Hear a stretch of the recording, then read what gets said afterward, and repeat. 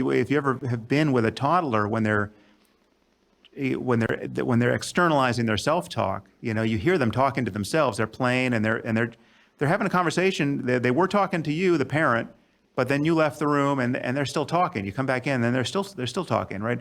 And what happens to us, strangely, and this comes back to the logic of evolution, we never stop because evolution never thought to build us an off switch for this, right? I mean, the language is so useful and it gets tuned up so strongly for us. And there was never a reason to shut it off, right? There was never a reason to give you this ability to say, wouldn't it be nice to have 4 hours of quiet now, like no self-talk?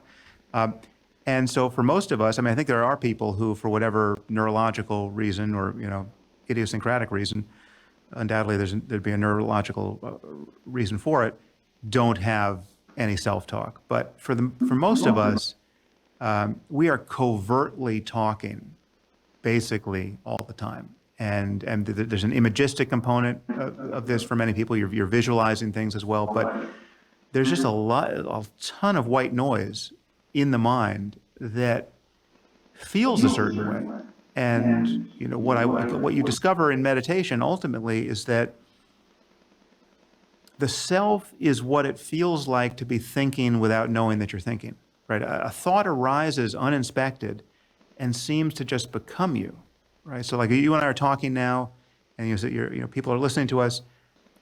They're struggling to follow the train of this conversation because it is competing with the conversation that's happening in their heads, right? So I'll be saying something, and a person listening will say, "Well, what does that mean?" Or like, "Oh, but wait a minute, he just contradicted himself." Or like, and there's a voice in your head that is also vying for your attention much of the time. And so it's, the first discovery people make in meditation is that it's just so hard to pay attention to anything, the breath or a mantra or a sound, whatever it is, because you're thinking.